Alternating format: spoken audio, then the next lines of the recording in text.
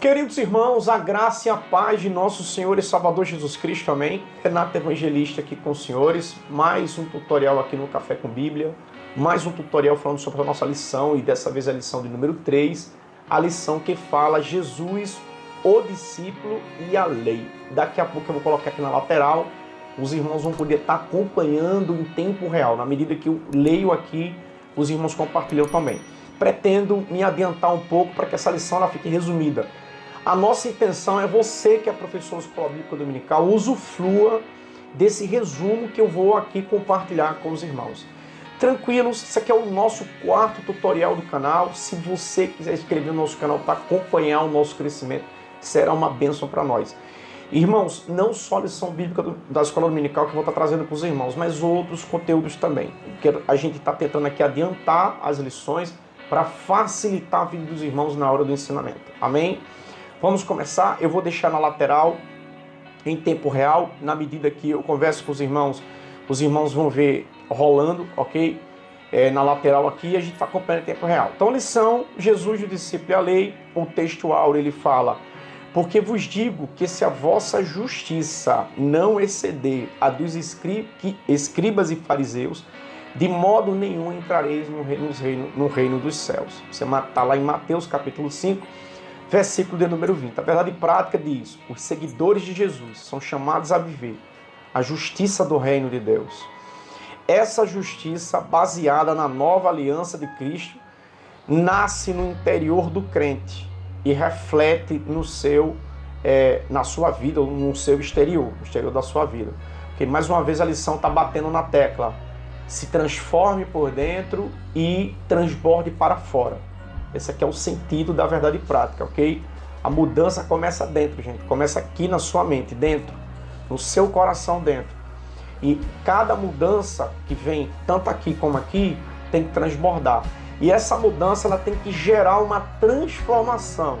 Gente, porque toda mudança, você é passível de voltar a fazer o que anteriormente você fazia, até pior. Vou dar um exemplo prático para os irmãos. Imagine que os irmãos queiram emagrecer. Ok? Lógico, para emagrecer é simples a receita. Fechar a boca, um jejum intermitente, mudar a alimentação. Você vai ter que mudar alguma coisa, ok? Se os irmãos determinarem fazer uma academia, fechar um pouco a boca, estou dando exemplos aqui para os irmãos, em um ano, tenho certeza que em um ano o corpo dos irmãos fisicamente estará transformado. Quer dizer, estará mudado do que era antes para o que era depois. Mas toda mudança não contínua, toda mudança que não gera uma transformação, se você parar e voltar aos antigos hábitos, pode ter certeza, os irmãos voltarão ao mesmo corpo e até pior, o famoso efeito sanfona. Isso é uma prova que mudança é passível de retorno, até pior. Agora, transformação não tem como voltar mais. Você adquiriu um hábito para o resto da sua vida, aquilo ali já faz parte da sua vida, você se transformou através daquela mudança. Toda transformação, ela parte inicialmente de uma mudança.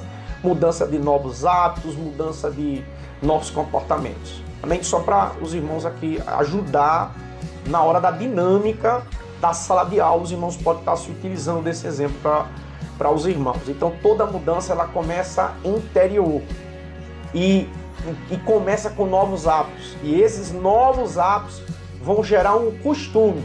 E quando gera um costume, aí, meu amigo, gera uma transformação. Você mudou completamente. A partir daquele ponto, você é daquele jeito e você criou o hábito para ser daquele jeito e não tem mais volta. Isso é uma transformação. Mas a transformação, ela parte do princípio de uma mudança, tá? Mudança de hábito, mudança de costume, de alimentação, enfim, sucessivamente.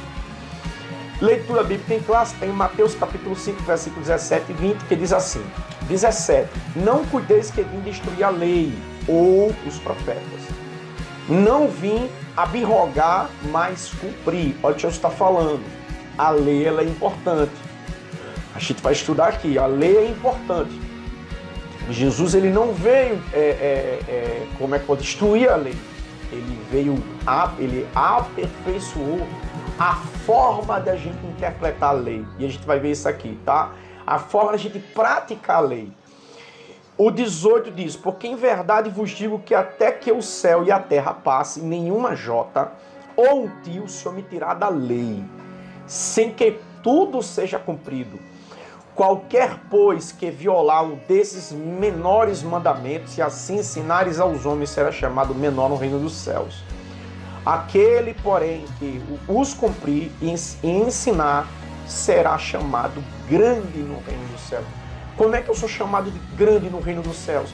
Meditando na palavra do Senhor de dia e de noite e cumpri-la, ou seja, praticá-la. A palavra diz que você será chamado grande no reino dos céus. E maior ainda se você cumprir e ensinar. O cumprir e o ensinar, você está transbordando. Essa é a missão do cristão. Você está aqui como árvore para dar frutos. E a árvore ela não dá frutos para si.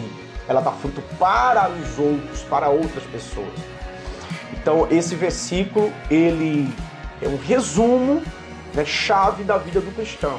Você está aqui para cumprir o que você aprendeu dentro das Escrituras, ou seja, praticar e também para ensinar.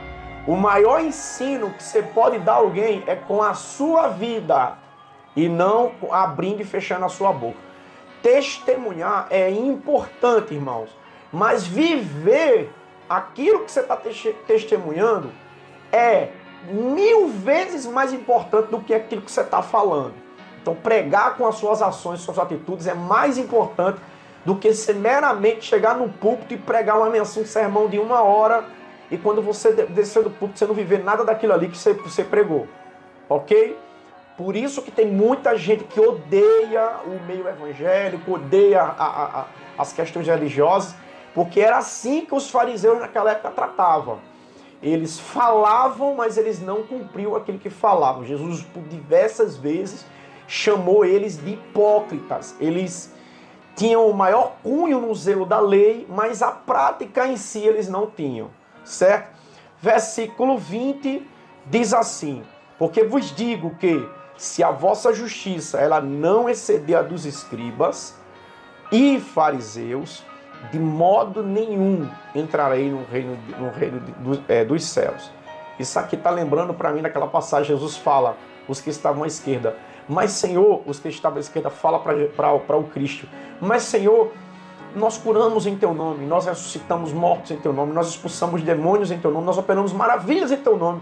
Tinham poder, tinham unção, eram ministros, tinham autoridade, que o nome de Jesus dá isso, o Espírito Santo, ele está aqui para, se você se utilizar do nome de Jesus, as Escrituras se cumprem em você, porém eles não entraram. Por quê? Eles pregavam uma coisa, mas faziam outra. Eles tinham a vivência da lei, mas não tinham a vivência da prática. A prática é mais importante, gente, do que o seu conhecimento. Ok? Você está nessa terra para testificar através das suas ações, que fala muito mais do que as suas palavras. Então vamos só adiantar aqui a introdução, palavra-chave da lição, justiça, gente. Daqui a pouco a gente vai ver uma denominaçãozinha sobre justiça muito importante. São 3 palavras que compõem justiça, tá? Justiça, como o Cristo falou lá no Monte da Bem-aventurança, bem-aventurado aqueles que têm fome e sede de justiça, porque esses serão fartos.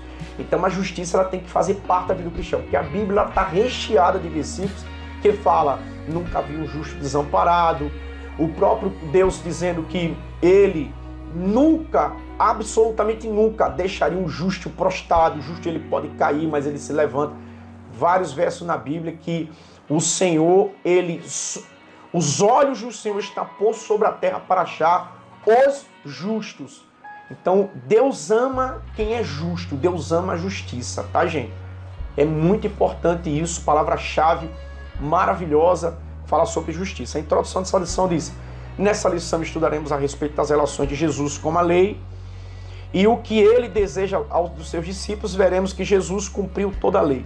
Destacaremos a diferença entre a letra da lei e o Espírito e finalmente analisaremos a justiça do reino de Deus, o Sermão do Monte. Podemos perceber com clareza que o nosso Senhor não destruiu a lei, nem o ensino dos profetas. mas os cumpriu e os aperfeiçoou. Assim como seus seguidores, a nossa justiça deve transcender a dos escribas e fariseus. A gente vai aprender isso nessa lição.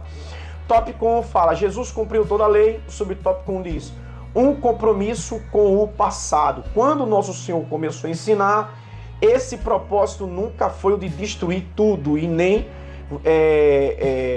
não valorizar o passado relativo ao ensino da lei e dos profetas. A expressão não pense, né? Revela exatamente isso. Gente, olha para cá. Toda a lei foi cumprida e Jesus deixou isso bem claro. Ele fala, eu sou o Senhor do sábado. Por que o autor está dizendo que ele veio para aperfeiçoar? Vocês lembram de uma passagem no Sermão do Monte que Jesus diz assim, ó, digo-vos que os antigos diziam, não cobiçarás a mulher do teu próximo. Aí Jesus disse, eu porém vos digo, que se você no seu pensamento, que tudo começa primeiro aqui, para depois ser executado no mundo material, olha que Jesus está falando da importância do pensamento. Se no seu pensamento você desejar ou você cobiçar, você já pecou. Olha que Jesus está falando para você, que para Deus, o que mais importa antes das suas ações no mundo físico é as suas ações no mundo espiritual. Tudo que você faz aqui, ó, na mente, se você deseja ter algo que a pessoa não tem, por isso que nas obras que Paulo escreve a Gálatas, e ele fala das obras do Espírito, das obras da carne, uma das obras que está na lista das obras da carne, irmão, é a inveja. A inveja, ela é terrível, porque a inveja, ela começa onde? Aqui. Então esse é um exemplo que você pode dar para os seus alunos, porque a inveja é uma maquinação no pensamento. É quando a pessoa deseja algo que a pessoa tem. Ela não quer algo semelhante, é diferente. Vou dar um exemplo para os irmãos. Vamos dizer que eu tenha, sei lá, um iPhone, pronto. Um iPhone 12. Então, quando a pessoa me vê com o iPhone 12 e ela quer ter um iPhone 12 igual porque ela olhou o meu e ela achou interessante, e ela, rapaz, eu quero ter um iPhone desse. Ela está tendo um desejo do iPhone, mas não uma inveja.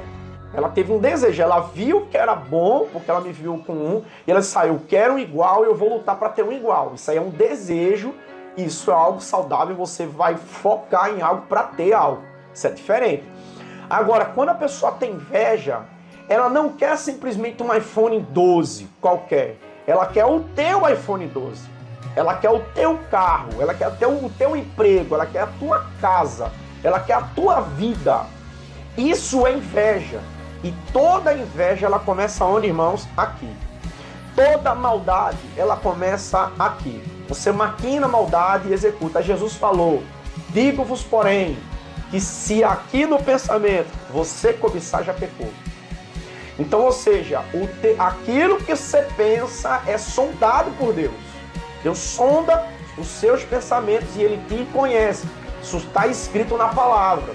Deus sonda, Deus conhece os meus e os seus pensamentos. Ele esquadrinha nossos pensamentos. Por isso, eu repito, você que é cristão tem que se preocupar com aquilo que você está vendo, com aquilo que você está ouvindo. Porque aquilo que você está vendo, aquilo que você está ouvindo, está alimentando seus pensamentos. E se você vê coisas mais, ouve coisas ruins, nos seus pensamentos só terão pensamentos ruins, pensamentos maus. E o Cristo, ele veio na terra dizendo para você, digo-vos, pois, que se a vossa justiça for desse jeito, você na fala é uma coisa, mas os pensamentos é outra. Meu amigo, Jesus disse, digo, porém, e você não entrará no reino do céu. Não sou eu que estou dizendo. O Senhor Jesus que fez essa referência, tá? Ele fala, em outras palavras, cuidado com aquilo que você está desejando nos seus pensamentos. É muito importante isso. Voltando para a lição, subtópico 2, Jesus não veio destruir a lei, ele veio cumpri-la, certo? Só que ele veio cumpri-la da maneira um pouco mais diferente. Por que Jesus disse que a nossa justiça tem que exceder a dos escribas? Porque os escribas falavam, mas não cumpriam. Eles diziam, sejam honestos, e eles eram desonestos, né? Compre e pague. Eles compravam e não pagavam. Então, Jesus falou o seguinte, olha, se você é alguém igual um hipócrita, igual os escribas, o reino do céu não é para você. Então tem que estar, nós cristãos, isso me inclui, tá, irmãos? Nós temos que tomar muito cuidado com aquilo que a gente pensa, com aquilo que a gente fala, com as nossas ações. Porque as nossas ações, para quem está fora nos vendo, elas falam mais do que as nossas palavras. Amém? Então Jesus, ele veio para cumprir a lei, ele não veio para destruir a lei, ele veio para cumprir. Jesus, ele não veio para agitar, revolucionar, para destruir a tradição, não. De jeito nenhum, tá, irmãos? Ele veio para mudar a forma com que os fariseus e os escribas ensinavam. Eles diziam, faço o que eu digo, mas não faço o que eu faço. Aí Jesus veio para mudar tudo. Veio mudar tudo. Aquela hipocrisia do sábado, que Jesus fala, olha, Jesus operava milagre no sábado, não podia nem curar, nem fazer uma operação no poder de Deus, não podia. Olha a hipocrisia como era daqueles religiosos naquela época. Eles cumpriam o sábado à risca, mas Jesus diz, olha, quando o vosso gado cai no poço, vocês não esperam no domingo para tirar. Vocês vão lá no sábado, chamam pessoas e vão lá e tiram. Então, se vocês podem fazer, por que as outras pessoas não podem? Ou seja, hipocrisia. Eles faziam, mas eles não queriam que vocês fizessem. Então Jesus combateu essa religiosidade, essa lei aí, essa letra da lei aí, conforme a interpretação desse grupo naquela época, tanto os fariseus como os escribas. E era esse grupo que Jesus combateu. A forma com que eles pregavam com palavras, mas não pregavam com ações. Isso você pode refletir para você passar para os seus alunos. Então esse primeiro tópico, ele fala assim, que Jesus cumpriu a lei, ele não descumpriu, ele não veio para revolucionar, não veio para criar algo novo, não.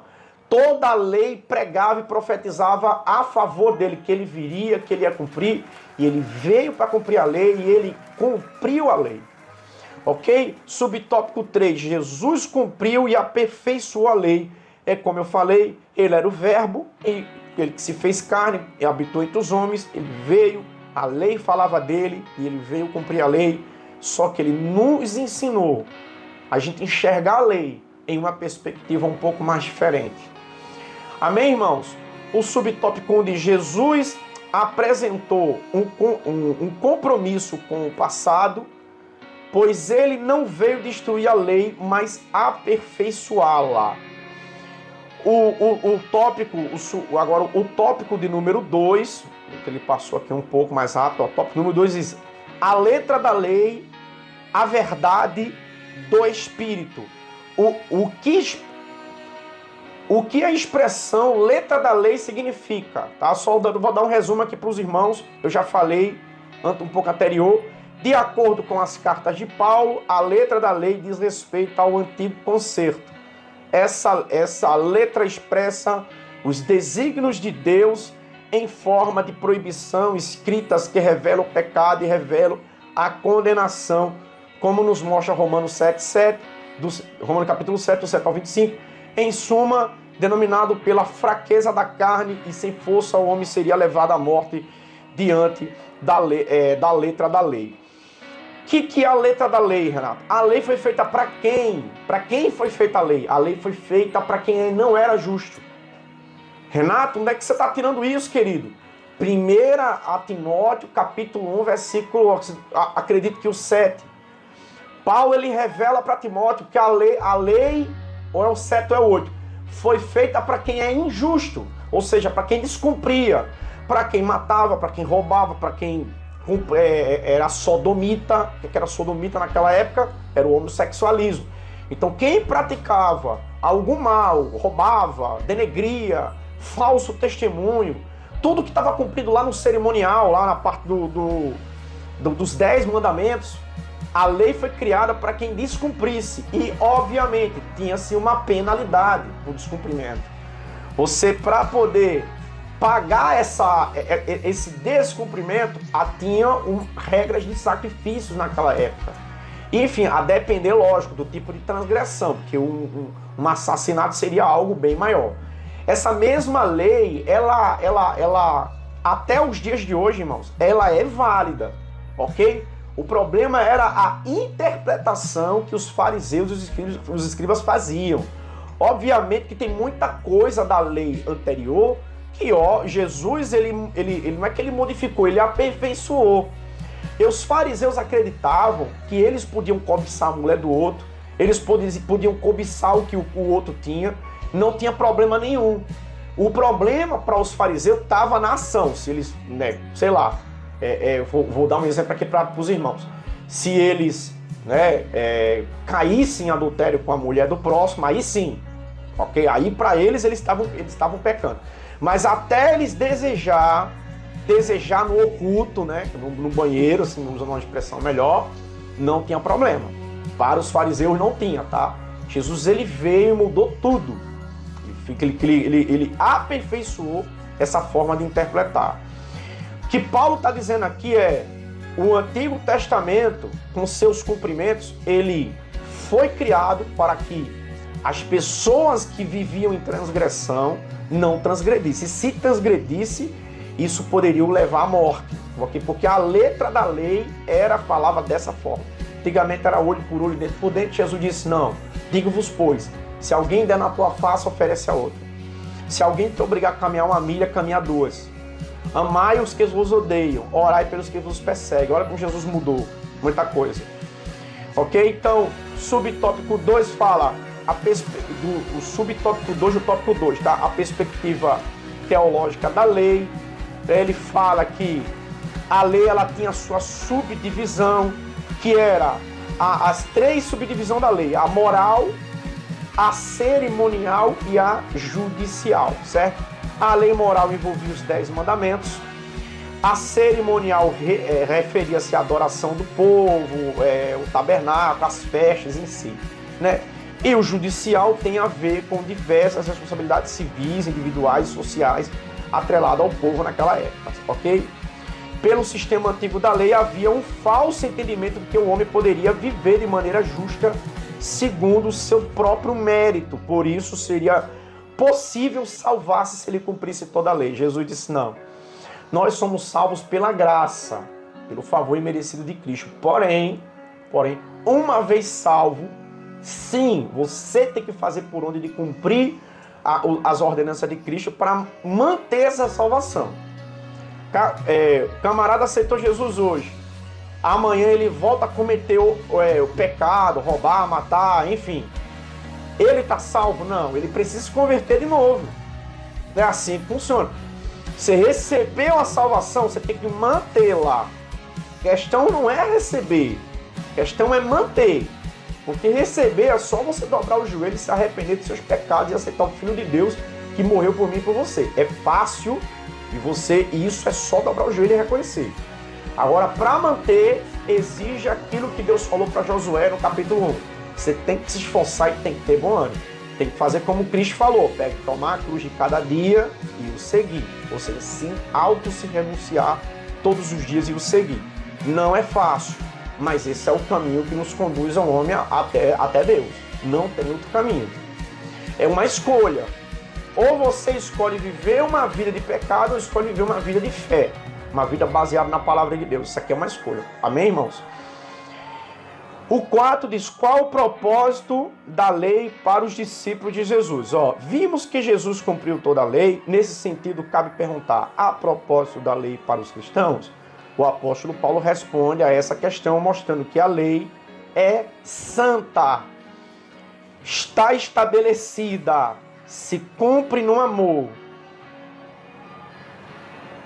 e opera atualmente por meio do Espírito Santo, que dinamiza a vida interior do cristão. Portanto, é Jesus Cristo que impacta, aperfeiçoa e por meio do Santo Espírito implanta no interior do crente o verdadeiro sentido da lei. Irmãos, é como eu falo, você tem um novo crente na fé, ou alguém que já está na igreja há muitos anos querendo melhorar. Mateus, capítulo 5, 6 e 7. Lê e relê até gravar. Esse é o sermão da montanha de Jesus, tá? Novo convertido, quais os livros que você me indica? Presbítero Renato. Evangelho de Mateus, Evangelho de Marcos, Evangelho de Lucas e Evangelho de João. Você leu Mateus, leu Marcos, leu Lucas, leu João, volta de novo e repete. Ah, mas eu já li de novo. Volta de novo e repete. Mas eu li, volta de novo e repete. Vai fazendo a repetição até você gravar.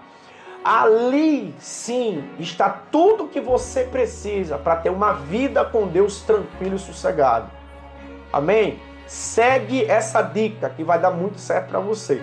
Depois que você tiver apto nos 4 livros, com praticamente tudo gravado na sua cabeça, aí, meu amigo, você está apto para ler outras passagens. Eu sugiro o Novo Testamento, depois você vai lá para Gênesis, né? Êxodo, Levítico, Número, Deuteronômio, assim vai, Josué, assim vai embora.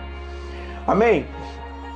O subtópico 2 diz: a letra da lei diz respeito ao antigo concerto, a verdade do Espírito diz a respeito da vida em Cristo, que grava a vontade de Deus no coração.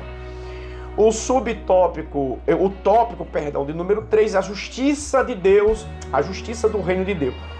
Subtópico 1, quem é grande no reino de Deus? Mateus capítulo 5, 18 e 19, mostra que são considerados grandes no reino de Deus os que, vamos subir aqui, se acham fiéis e cumpridores de toda a lei de Cristo. Consequentemente, são rebaixados à condição de menores os que negligenciam, removem, separam, violam o menor dos mandamentos de Deus e não atenta para a sua instrução, que por omissão, que por transgressão, assim como os discípulos de Cristo e cidadãos do reino dos céus, devemos cumprir e ensinar a lei divina a partir do poder do Espírito Santo, que transforma, aperfeiçoa, concede-nos graça e verdade. Quem é grande no reino dos céus? Jesus falou uma vez, olha, se vocês cumprirem minha palavra, lá em João capítulo 15, eu não vou chamar vocês de meus discípulos, meus servos, vocês serão meus amigos, porque vocês são cumpridores do que eu falo, cumpridores da minha palavra. Então vale mais do que você gravar a palavra, é você cumpri-la, é você praticá-la, é você exercê-la. A Bíblia diz que você será grande no reino do céu. Só o fato de você sentar com alguém para ensinar a palavra, você está cumprindo o ídolo de Jesus. Você é grande no reino dos céus. É o que está na palavra. O cumprimento, a ação é que te faz ser grande e não saber. Ok? A ação é o que faz você ser grande no reino dos céus e não simplesmente o saber. Então cuide de saber e cumprir para que você se torne grande. E lembre-se sempre, é um conjunto para você se tornar grande. Para a prática e a prática envolvendo pessoas. Pessoas. Lembre-se que a Bíblia inteira, Jesus está ordenando você cuidar de pessoas. Amém? O subtópico 2, a justiça do reino de Deus. A compreensão da justiça do Antigo Testamento baseado no binômio, né? É lei e obra. Gerou orgulho pessoal e confiança nas próprias ações dos judeus para justificarem a si mesmo. Lembra que aquele homem que foi orar no templo, ele orava dizendo, pai, eu dou esmola ao dia, jejum, sou que nem esse daí, esse pecador, e o outro batia no peito dizendo, tem misericórdia de mim. Irmãos, o reino de Deus é precedido pela humildade. Deus não quer soberba. Soberba não é fruto do Espírito, soberba é fruto da carne. Fruto do Espírito é a humildade. Nós temos que nos colocar uns aos outros superior a si. Paulo escreve isso a Gálatas. Temos que considerar uns aos outros superior. Eu não estou aqui para ser melhor do que os irmãos, meu irmão é melhor do que eu. Nós estamos aqui para caminharmos juntos para o céu. Eu vou compartilhar minha experiência de fé, os irmãos vão compartilhar a sua experiência de fé comigo. E eu serei um eterno aprendiz dos irmãos, e os irmãos serão um eterno aprendiz meu. É assim que funciona, um fortalecendo o outro, um ajudando o outro e caminhando junto para o mesmo propósito que é para o céu. Amém? A síntese do 3 diz, o Sermão do Monte esclarece que as bem-aventuranças são verdadeiras felicidades para quem nasce de novo. Então, nascer de novo é você mudar os seus hábitos completamente, totalmente, tá? Mudar da água para o Espírito. A conclusão de Jesus não veio para desfazer a lei, nem viveu para um legalismo, como os fariseus faziam. Porém, soube conservar o que havia de bom na antiga lei, dando-lhe uma nova dinâmica de vida. Nosso Senhor deseja que as nossas vidas sejam elevadas espiritualmente, semelhante ao caráter e conduta dele, desejando-lhe, deixando de lado toda a frieza espiritual e aquecidos pelo Espírito Santo, abraçando o verdadeiro evangelho do nosso Senhor Salvador Jesus Cristo. É a mesma, eu vou repetir mais uma vez. É o evangelho de Mateus, Marcos, Lucas e João. Você já é um pouco antigo da fé, quer iniciar a introdução de focar Mateus capítulo 5, 6 e 7. Irmão, só isso daí vai ajudar demais na sua caminhada, na sua construção mental. Você tem que fortalecer isso daqui, a mente. Mas para fortalecer, você tem que olhar para a palavra e ouvir a palavra e praticar a palavra. São os hábitos que vai mudar você. Esses novos hábitos da prática da palavra é que vai construir em você uma mente forte, uma mente poderosa. E é exatamente isso que Deus quer de mim e de você. Amém? Que o Senhor Jesus te abençoe e te guarde. Essa lição, irmão, é um pouquinho extensa mesmo, é assim. Mas espero que os irmãos tenham gostado. Deus abençoe tua vida. Muito obrigado e até o próximo tutorial.